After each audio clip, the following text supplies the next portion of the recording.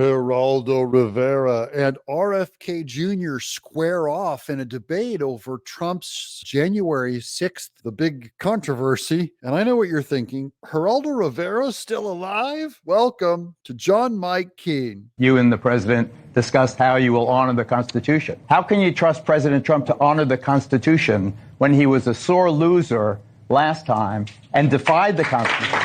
This is the standard. How can you trust President Trump when he was a sore loser regarding the Constitution? Okay, that's an opinion of Geraldo's, but I just want to say he's setting up a standard and we're going to hold him to that standard. The standard is, how can you trust someone who breaches the Constitution? Defied the constitutional succession and attempted to basically stay in power despite the fact that he had lost the election.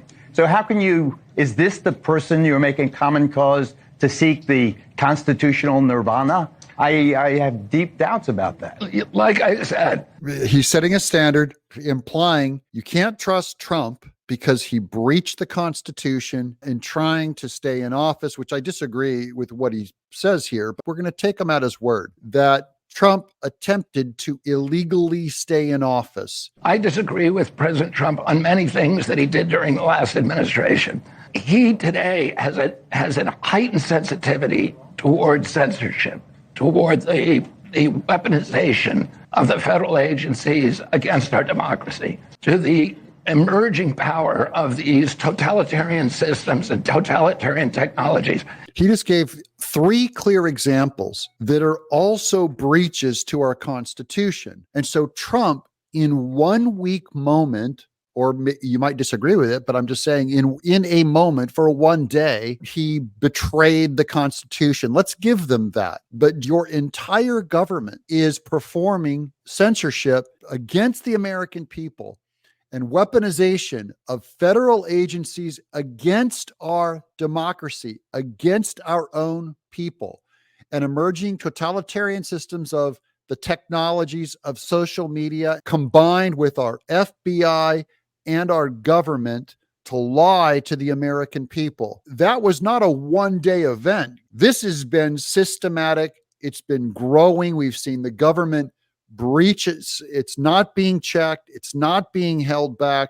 Now we're right on the brink. It can get a whole lot worse. A Trump insurrection is not as dangerous, or an attempt, because it didn't work and it didn't happen. You know, there was a peaceful transfer of power. It went over to Biden. Biden is sitting in office. Everybody happy? In the end, whatever Trump tried to do didn't work. What did work is what the FBI did, what our institutions are doing, what big tech is doing with the government, and censorship, jailing of political opponents like Steve Bannon and Navarro, making Trump into a felon.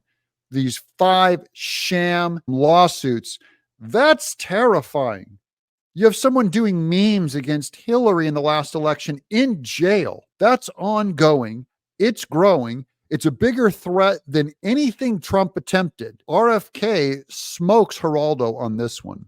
AI, facial recognition technology, low-level satellites that can look at every square inch of our country every day, all these other technologies that give totalitarian systems capacities they've never had before to monitor and control every aspect of our lives. He's sensitized to those. And I think, what happened at the end of that election, there was a peaceful transition of power. Peaceful transitions of power are a critical part of our democracy. But that's nothing compared to a government that has a satellite that can look at every square inch of your life. They can spy on your DMs.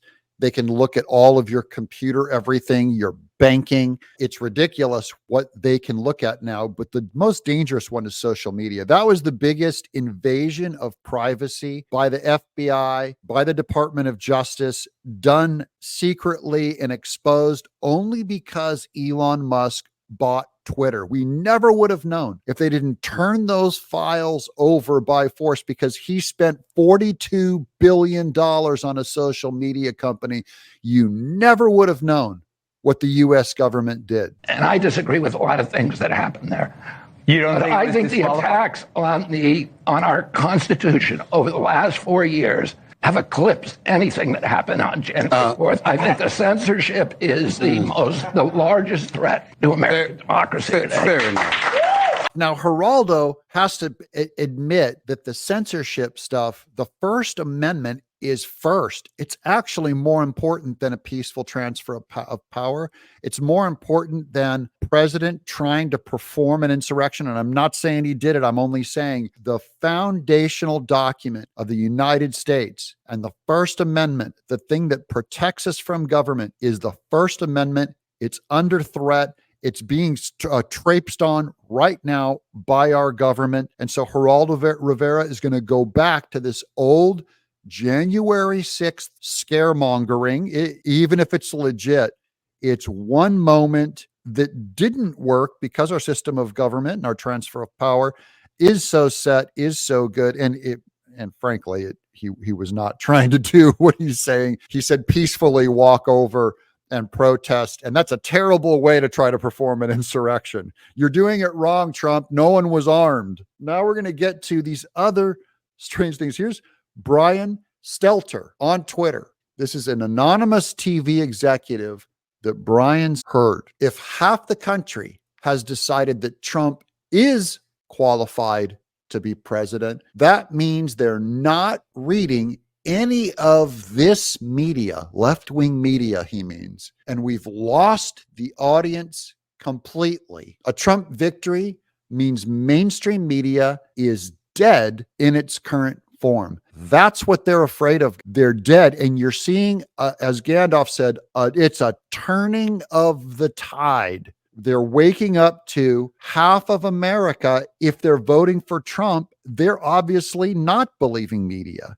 And the other half of America that's voting for Kamala Harris, they are just, when you hear them talk about why they're voting for her, they repeat talking points that they got from media. I have very rarely heard anyone on the left make an argument that is outside of what MSNBC is spewing. They're zombies. They're not thinking for themselves. Right-wingers, there's a ton of reasons to organically brew up and vote for Trump, and it has nothing to do with what you've heard from media. For instance, not liking the economy. You weren't told that. You pay your bills and you see it every day. Meanwhile, here's where the left is going. This is why you should fear their censorship, their government scumbaggery. This is Phil Labonte on Twitter with, they hate you, vote like it. Vote like the left hates you, because they do. These are bus signs in New York City. The one on the left, keep New York City trash free. And they have a woman with a MAGA hat crossed out. She's holding a Bible. There's one on the right, keep New York City trash free. He's got a rebel flag tattoo on his shoulder. They're saying he's a racist, and he's holding a Chick-fil-A cup. That's what the cultural divide in America. I'm John Mike Keene.